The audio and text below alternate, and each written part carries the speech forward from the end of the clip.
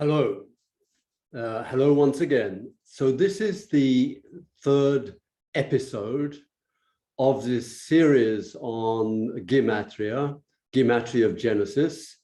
And what I would like to discuss today is the story in the second chapter of Genesis, which concerns the second story of creation.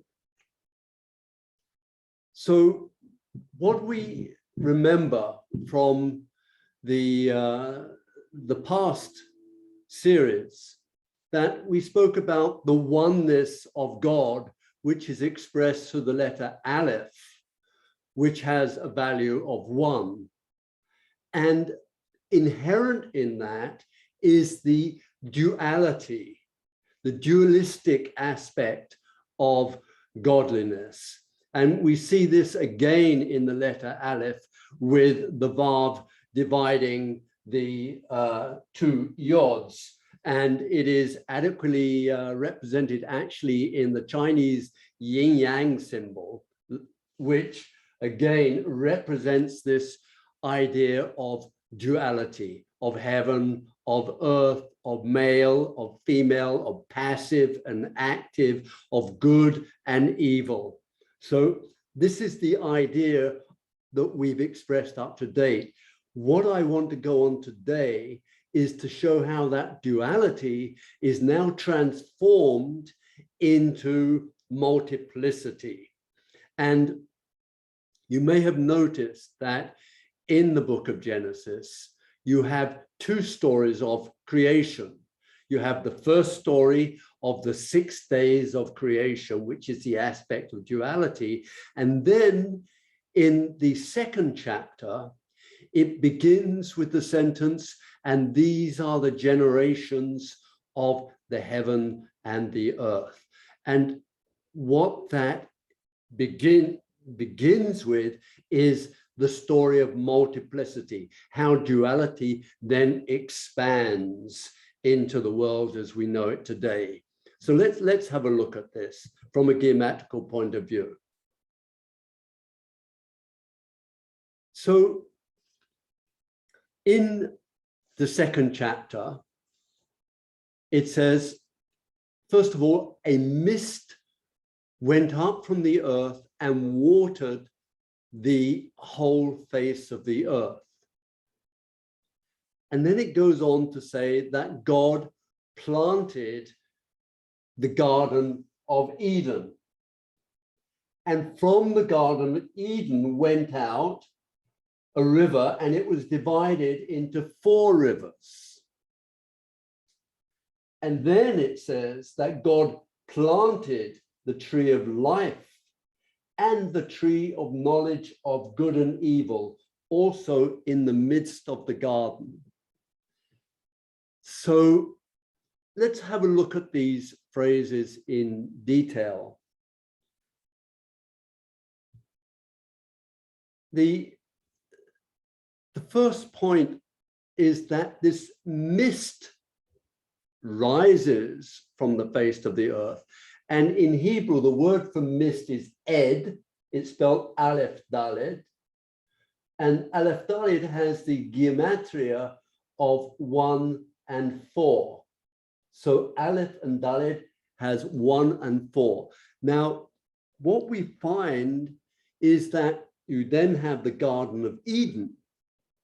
And the Garden of Eden, from the river in the Garden of Eden, it divides into 4 rivers. So again, we have this sequence of 1 and 4 demonstrated in the idea of the Garden of Eden and the 4 rivers going out of the Garden of Eden. So let's go one step further. And what we notice is that in the Garden of Eden, we have these 2 trees, the tree of life, which in Hebrew is Etz HaChaim, spelled here, and the tree of knowledge of good and evil, which is the Etz Hadat Tov Vera. Okay, so you have the two trees. Now, if you look at the Gematria for the tree of life, it comes out to 233. No big deal, 233, so what? And if you look at the Gematria for the Etz Hadat Tovera, it comes out to 932. So these numbers seem to be meaningless until you divide 233 into 932, and you get the exact ratio of 1:4. So here again, we see the mist rising from the earth with this 1:4 sequence. And actually, I'm going to put up my hand because the hand, which is yad in Hebrew, is this 1:4 ratio. Yad is spelled yod daled, and yod has a value of 10, and of course daled has a value of 4. So again, you see a 1:4 ratio where 10 is related to 1 as it is related to 100. So this 1:4 is a very important ratio and sequence that we see persistently particularly in the book of Genesis. And I want to go one step further here, because what we learn from this is that if the tree of life has the value of 1 or ratio of 1, and the tree of knowledge of good and evil has the ratio of 4, then the implications are that we should follow the oneness implicit in God, and not the world of the 4. As we know, the world of the 4 is the world of multiplicity. It's the world that we know it as is, the world with all its diversions that we follow in the phenomenal world.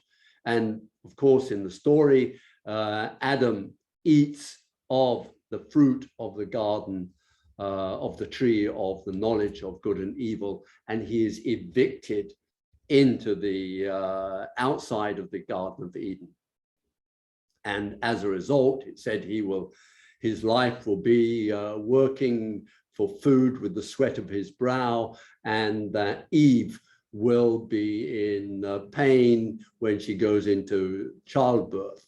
And so this is life as we know it. We have to work, whereas had we followed, or had Adam and Eve followed the tree of life, then we would live in harmony with the world and the harmony with nature. And of course, the implications are that this is what we're striving for. We're striving to go back to the Garden of Eden. So let's continue on this theme of this 1:4 ratio. And I want to look at the story of Adam. So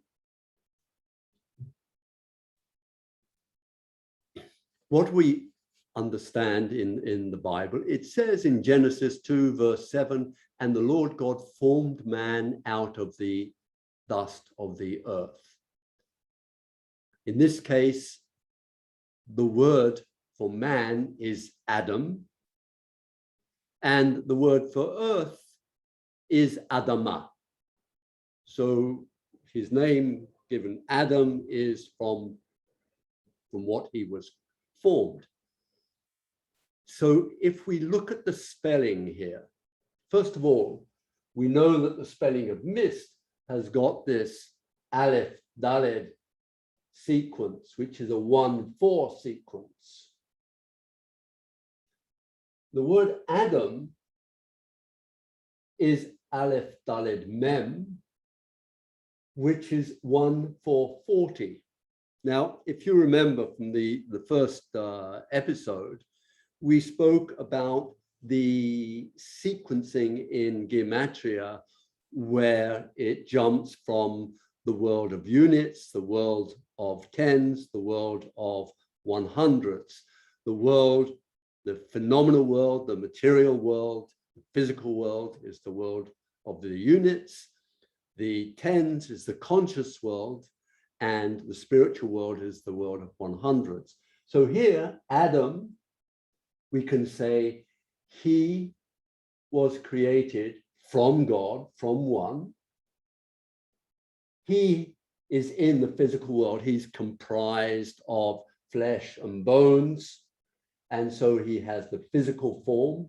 And then it jumps into the world of consciousness. He has consciousness. He has a mind. And this is simple analysis of what Adam is. And if we go one step further and we say, okay, well, what is our purpose of life on this earth? And we can say it's to seek truth.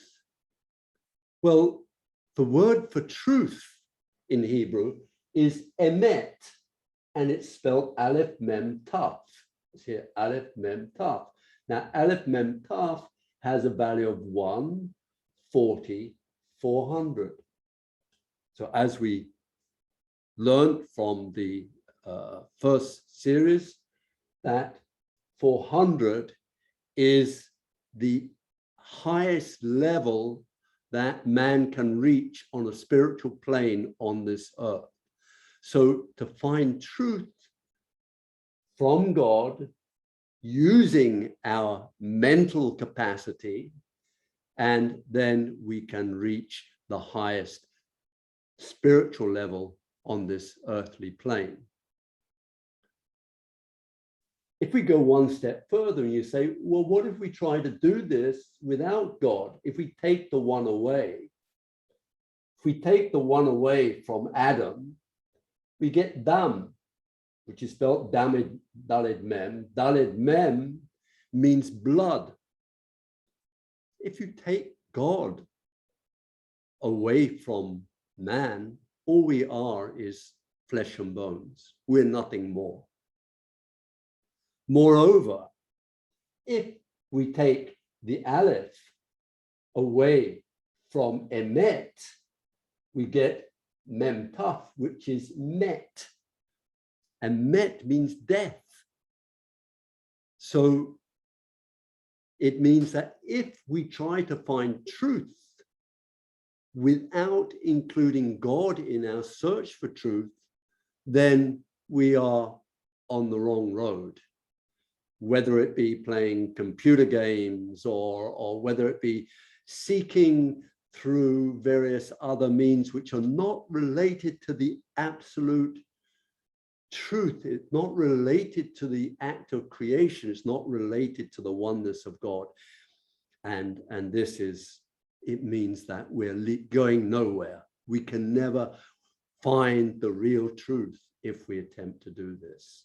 So this is basically the conclusion of this this series, and I would like to end on that note, that we are in the search of truth, and this is basically this study of Gematria, to understand in more depth what is this truth that we are searching for.